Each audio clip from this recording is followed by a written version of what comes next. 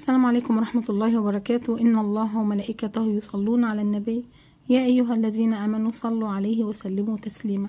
أهلا وسهلا بحضراتكم، يا رب تكونوا دايما طيبين وبخير. موضوع حلقتنا النهاردة بيتكلم على الإحساس. لما تحس إن أنت تايه ومش عارف تبدأ منين، تعالى وأنا أقولك. عارفين الإحساس ده يا جماعة؟ لما تحس إن أنت تايه مش عارف تبدأ منين، كل حاجة حواليك بهتانة، المجهود اللي بتعمله مش بيجيب نتيجة، الطريق اللي ماشي فيه مش بيودي ولا بيوصل، ولا حتى الدعاء اللي بتدعيه بيبقى ليه أثر. إحساس صعب جدا، خصوصا لما تكون حاولت كتير ومفيش حاجة بتتغير. فتبدأ بقى تقول لنفسك يمكن أنا خلاص، يمكن ربنا مش راضي عني، يمكن أنا ضيعت في الفرص اللي ما بيني وما بين ربنا. على فكرة كل ده مدخل من مداخل الشيطان، اوعى تفتح له الباب. الحقيقة مفيش حاجة اسمها خلاص، طول ما فيك نفس فربنا لسه فتح لك باب. اللي تاه يا جماعة مش ضايع، هو بس محتاج لحظة صدق ما بينه وما بين نفسه وما بينه وما بين ربنا. ساعات كتير بنبقى في مرحلة كده مش فاهمين احنا رايحين فين ولا جايين منين. احنا بشر يا جماعة، نحس ان احنا بنجري على الفاضي، نشتغل ونتعب ونحاول نرضي الناس وننسى اننا نسأل نفسنا، طب هو انا راضي عن نفسي؟ هو انا ماشي في طريق ربنا ولا طريق الدنيا؟ على فكرة الضياع مش في انك ما تعرفش تعمل ايه، الضياع الحقيقي انك ما تبقاش حاسس انك عايش بمعنى.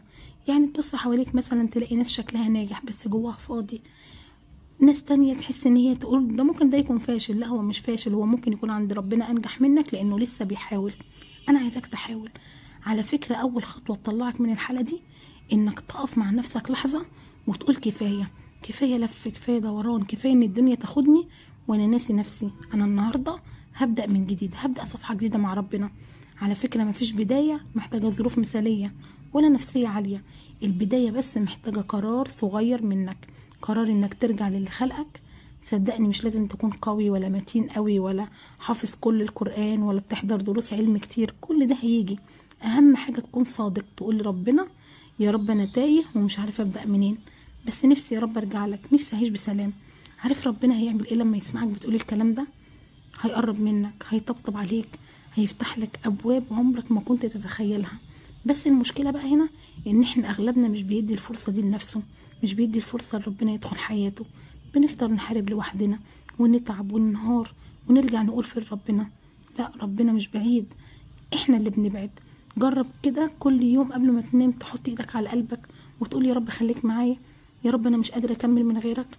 قولها بصدق، هتحس براحة على تنزل على قلبك. مفيش بعد كده. الطريق لربنا يا جماعة مش صعب، الصعب انك تفضل مأجل كل حاجة، تقول انا بكرة هعمل كذا، انا بكرة هعمل كذا. لا يا جماعة، الامور بسيطة جدا. ابدأ بركعتين في اخر الليل، استغفر بلسانك وانت ساكت، تصدق بصدقة صغيرة من غير ما حد يعرف، بس اعملها بإخلاص. كل مرة الشيطان يقول لك خلاص انت بعيد، قول له لا ربنا قريب. كل مرة نفسك تقول لك مفيش امل، قول لها لا ربنا قادر. كل مرة الدنيا تقول لك انت فاشل، قول لها لا انا متوكل على الكبير اللي ما بيخيبش اي حد يلجأ له. اوعى تفكر انك لازم تكون فاهم كل حاجة، لا ابدا. في مراحل كتير في حياتنا ربنا بيخلي الطريق مش واضح قوي، مش عشان يعذبنا، لا عشان يعلمنا نسلم له كل شيء. على فكرة ربنا هو اللي شايف الصورة كاملة، احنا شايفين بس حتة صغيرة كده منها. عشان كده لو فضلت تمشي بعقلك هتتعب، لكن لو مشيت بإيمانك صدقني هتوصل. خلي يقينك في ربنا مش مربوط بالنتيجة، مربوط بحكمته، لأن اللي بيحبوا ربنا بيصلحوا من جواه. وأوقات الإصلاح ده على فكرة بيحتاج شوية وجع، شوية دموع، وحدة، ضياع مؤقت، بس النتيجة راحة دايما بإذن الله. خلي بالك ان ربنا بيختار عباده اللي بيحبهم يخوضوا المواقف دي علشان يطهر قلوبهم من التعلق بغيره.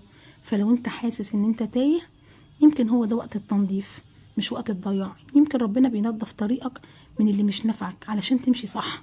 ممكن كمان يكون بيبعد عنك ناس كنت فاكرهم سندك، او فرص كنت انت شايفها هو ده رزقك، او باب كنت متمسك بيه. كل ده علشان يوصلك لحاجة اصفى وانقى. فما تقلقش، ربنا مش بيكسر حد، ربنا بينقي. ابدأ لو حتى من الصفر، حتى لو قلبك تعب، حتى لو وقعت 1000 مرة، لكن كل وقعة هتعلمك حاجة. خلي هدفك المرة دي مش ان انت ترضي الناس ولا تثبت ان انت ناجح ليهم، لا خليه بس رضا ربنا سبحانه وتعالى، لان ربنا لما يرضى عنك هيرضى ويرضي عنك الناس. وحاول دايما ما تستناش لما المعجزة تحصل، هي المعجزة انك تبدأ او ازاي تبدأ. حاول تبدأ بالبساطة، يعني صلي ركعتين كأنك بتتكلم مع ربنا سبحانه وتعالى، مش كأنك بتأدي واجب وخلاص. حاول تفتح المصحف كل يوم، لو حتى صفحة واحدة اقرأها كأنها رسالة من ربنا ليك. لما حد يضايقك بدل ما ترد عليه قول له حسبي الله ونعم الوكيل. على فكرة ده مش ضعف، دي قوة المؤمن اللي عارف ان ربنا هينصفه. كل يوم كده زود خطوة، هتلاقي نفسك بعد اسبوع مختلف، بعد شهر قلبك بقى اهدى، وبعدها تكتشف انك بدأت تمشي في الطريق الصح فعلا.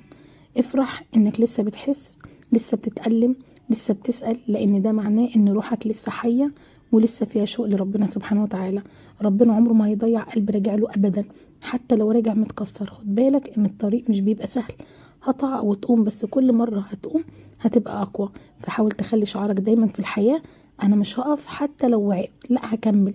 وفي اخر كل ده افتكر دايما ان مفيش ضياع عند رب كريم ابدا. الضياع اللي بتحسه النهارده هو اللي هيقويك لبكره، والدمعة اللي بتنزل النهارده هي اللي بتطهر قلبك، والموقف اللي وجعك هو اللي هيخليك قريب اكتر من ربنا. شكرا جدا على حسن استماعكم. لو وصلتوا لحد هنا ما تنساش تدوس لايك واشتراك للفيديو ليعم الخير ولزيادة الاجر ان شاء الله. صلوا على من امرتم بالصلاة عليه، والسلام عليكم ورحمة الله وبركاته. طبتم في امان الله ورعايته.